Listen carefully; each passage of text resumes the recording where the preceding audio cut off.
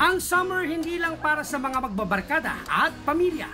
Minsan pagkakataon din ito para pansamantalang makapag-isa. Kagaya na ka-wonder nating si Eric na gusto raw sanang makalimot sa kanyang problema.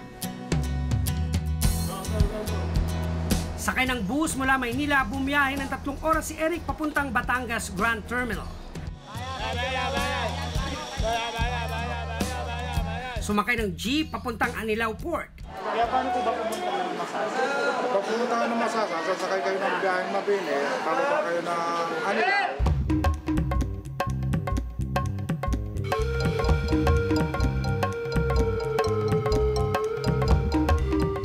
Saka nagbangka ng 1 oras papunta sa Tingloy Port.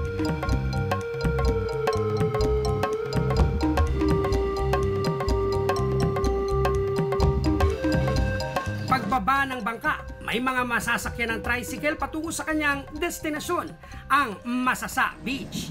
Kuya, magandang hapon po. Magkano po masahe hanggang Masasa? 15 isang tao. Paraisong may tuturing ang ganda ng Masasa Beach sa Tingloy, Batangas dahil sasalubong sa iyo ang kalmadong alon. Mahabat pinong buhangin, malinaw at bughaw na karagatan.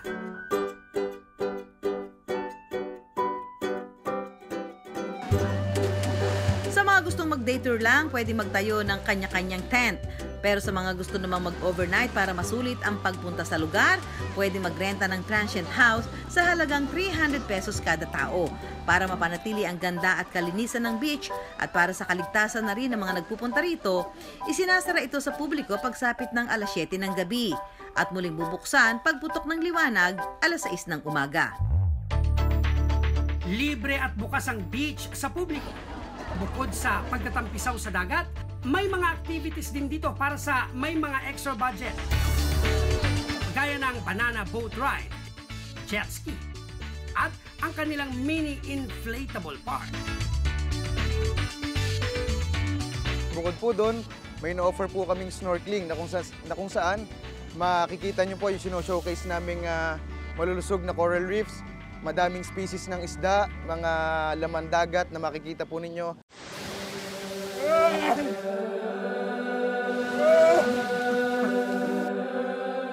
Ang video na ito ni Eric, kuha raw matapos silang maghiwalay ng dati niyang kasintahan. Kuha ito sa Boracay na dapat sanang pupuntahan nilang dalawa. Sa Boracay, dito ko naiiwan na. Hindi niya inakala na gagawin na lang pala niya ito nang nag-iisa.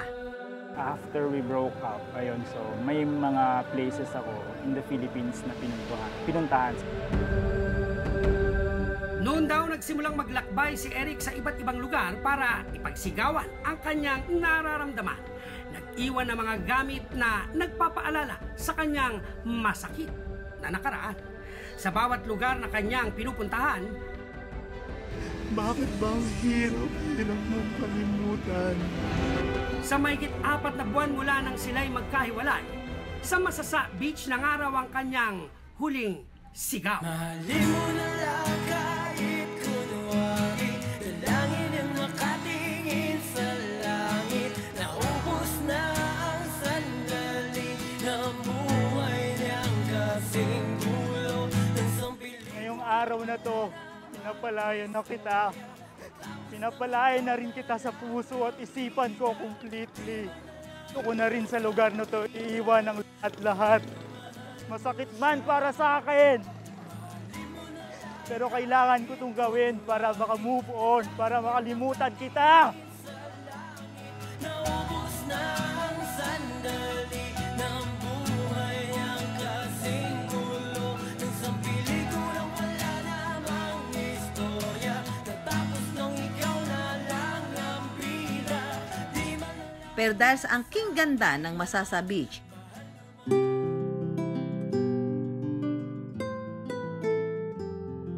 unti-unting nabawasan daw ang bigat na nararamdaman ni Eric. Hinayaan niya ang mga alon ng Masasa na tangayin ang kanyang lungkot. Uuwi siyang may bitbit na bago at masasayang alaala.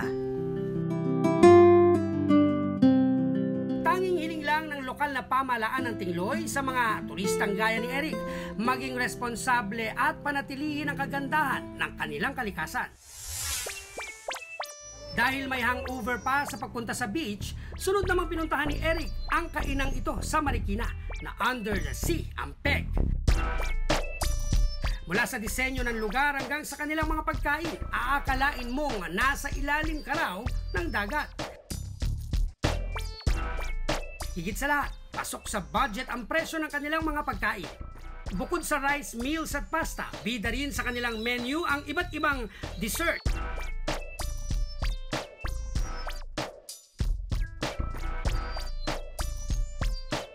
Nabusog ka na, may pang-Instagram ka pa. Someone na gustong-gusto ng mga sweets, na-enjoy ko talaga super. Kung mala out of the country getaway naman ang hanap mo, pero ika nga'y ayaw makisama ng inyong budget, perfect ang resort na ito para sa inyo. Mula Coastal Mall, sumakay lang ng bus papunta sa bayan ng Indang sa Cavite. Bumaba sa pinakadulo ng ruta ng bus, saka sumakay naman ng jeep papuntang Alfonso at pagbaba sa Villa Colmenar. Pagpasok pa lang, bubungad na sa mga panauhin ang mini Santorini ng Indang Cavite. Dinagsa ito ng mga bakasyonista simula noong itinulad nila ang kulay at disenyo nito sa mga sikat na istruktura sa Santorini, Greece. Tamang-tama ang resort para sa mainit na panahon dahil sa malamig na tubig dito na mula sa natural spring sa lugar. Sa kanilang tubig, meron silang nature spring na nanggaling sa sapa na walang chlorine. Mayroon silang 5 swimming pool,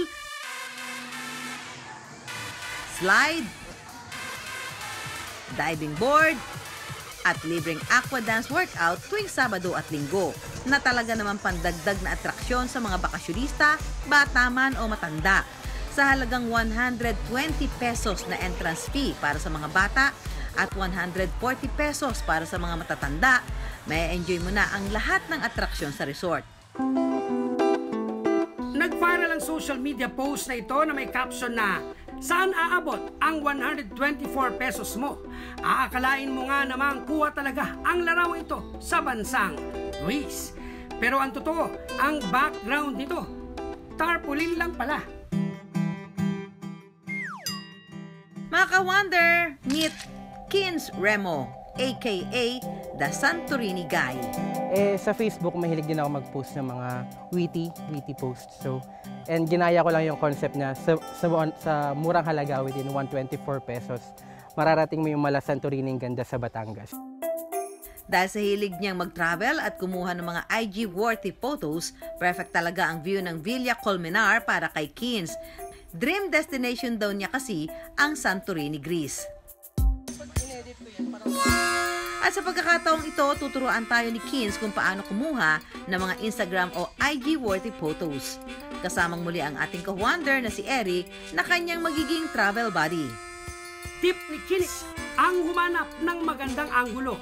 First step is to know your angle. So, pumesto ka ng pahabain mo yung paa mo, ganyan. Yan. And then, pumose ka ng yan, para pak na pak. Yan. At dahil tapos na ang pictorial, hindi na pinalagpas ng dalawa nating ka-wonder ang mag-swimming at pakisayaw sa aqua dance workout ng Villa Colmenar. It improves our body coordination and movement, and also yung balance po, nai-improve siya, and at the same time, lumalakas po yung mga pangangatawan natin and nag-e-enjoy po yung mga kasali. Talaga namang nag-enjoy ang ating mga ka-wonder sa Villa Colmenar. Kung sa madali itong puntahan, wala pang tig 300 pesos ang naggastos ni Kins at Eric. Tipid sulit. Mula Cavite, lumipad naman tayo patungo Marikina kung saan makikita ang restaurant na ito. Sa disenyo at mga kagamitan, para bang nakasakay ka raw mismo sa isang eroplano. Welcome aboard mga ka-wonder sa passenger seat. Nagbukas lang ito noong nakaraang Oktubre at mula noon, tuloy-tuloy na ang paglapag dito ng kanilang mga customer. Bukod sa madaling puntahan, abot kaya rin ng mga pagkain dito Busog ka na sa mga local at international inspired meals nila. Bestseller nila rito ang kanilang Boodle Flights na bubusugin ng iyong barkada o pamilya. Kumpleto sa combination ng seafood at karne kaya sulit para sa hanggang 8 tao ang Boodle Flight Pilipinas. Binabalik-balikan ng mga customer dito ang serbisyo nila na maihahalin tulad daw sa pagsakay sa isang tunay na eroplano. Sa service po, binibigay po namin lahat ng best namin para maiparamdam sa kanila na welcome po sila dito gaya po ng pinapakita sa isang airplane. Pagkatapos kumain, pwede na rin mag-selfie sa kanilang Eiffel Tower photo booth.